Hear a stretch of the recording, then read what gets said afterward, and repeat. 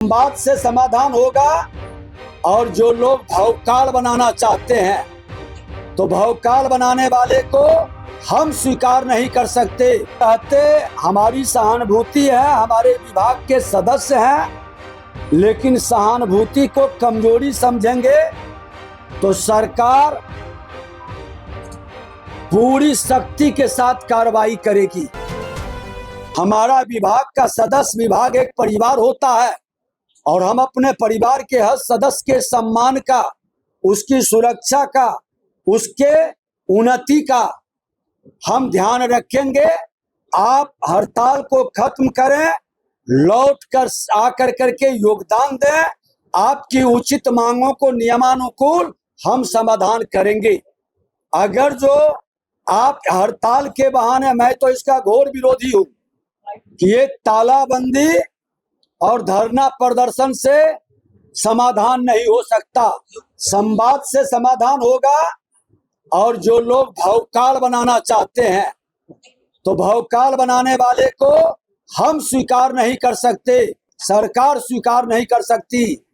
भवकाल से भय पैदा करने के प्रयास करने वाले को मैं सावधान कर देना चाहता हूं कि चला गया हुआ युग, जो भवकाल बना के, दहशत बना के बिहार के अंदर अराजकता उत्पन्न करते थे। अब यह सरकार, डबल इंजन की सरकार, सरोकार से चलेगी और सरोकार समाधान करती है। सरोकार सबका साथ, सबके विकास के भाव को लेके चलती है। तो जो सरोकार में सहयोग करेंगे हम उनका सम्मान करेंगे।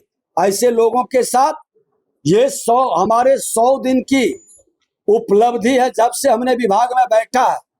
और इसी तरह से मैं खनन विभाग का भी 100 दिन की उपलब्धि बताऊंगा और नगर विकास का भी मैं डिटेल में बताएंगे। अब इसके अलावे आपके मन के अंदर कुछ लोग सर जो हड़ताल पे चलेगा आपको अल्टीमेटम दीजिएगा, इसमें करके हड़ताल पे छोड़ रहे हैं। उसमें काम का ठप है और कर्मचारी पिछले कई दिनों से हड़ताल पर है। सीओ भी हड़ताल पे गए थे, फिर आते चले गए। आपको अल्टीमेटम दीजिएगा उन्हें कि इतनी जल्दी हड़ताल को मंत्री जी उसी में एक सवाल और जोड़ लीजिए। कहीं कैडर का घालमेल तो नहीं है, एक एक जगह पर दो दो कैडर के लोगों को लगाया गया है, ऐसा भी नहीं है जिसके चलते असंतोष बढ़ रहा है।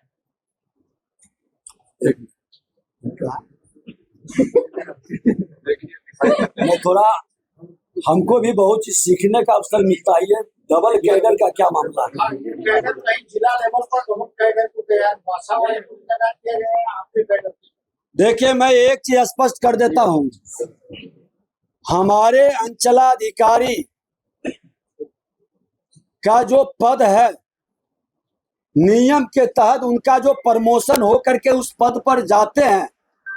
सदन में भी देखिए, हमने ये सचिंदर जी का प्रश्न पर हमने स्पष्ट कहा था कि आपके विभागीय अधिसूचना 904 दिनांक 27/9/2025 द्वारा राजस्व सेवा के अंचल अधिकारी एवं समकक्ष के पदाधिकारियों की धारित योग्यता, अर्हता, वरीयता, कालावधि, चारित्रिक इत्यादि को दृष्टिगत रखते हुए अस्थायी व्यवस्था के तहत प्रोन्नति के पदानुक्रम में विहित वेतनमान के साथ भूमि सुधार उप समाहर्ता एवं समकक्ष संपत्ति अनुमंडल राजस्व पदाधिकारी एवं समकक्ष पद पर कुल 56 पदाधिकारियों को कार्यकारी प्रभार प्रदान किया गया।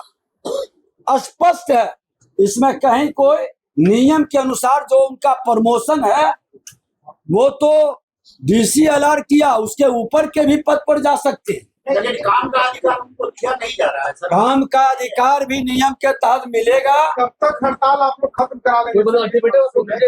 काम काज पूरे बिहार में काम काज की वैकल्पिक व्यवस्था भी हम लोग बना लिए हैं। समय रहते हमारी सहानुभूति है, हमारे विभाग के सदस्य हैं, लेकिन सहानुभूति को कमजोरी समझेंगे तो सरकार पूरी शक्ति के साथ कार्रवाई करेगी। अब कह रहे सर साजिश की जा रही है। देखिए, साजिश करने वाले जो भूमाफिया है या इससे जुड़े मानसिकता के लोग हैं, वैसे लोग को अफसोस होगा, क्योंकि इससे हम प्रभावित नहीं होंगे। जो संकल्प बिहार की जनता के जनादेश, इतने बड़े जनादेश के सम्मान के लिए एनडीए सरकार ने उठाई है, उस जनादेश का सम्मान कराने के लिए जो भी कीमत अदा करना पड़ेगा वह कीमत अदा करेंगे। नहीं लौटेंगे तो हम अस्थायी बहाली की भी व्यवस्था का विकल्प को खुला रखेंगे। कब तक इंतजार कब तक इंतजार करेंगे? मैंने तो इंतजार की घड़ी हमने समाप्त कर दी है।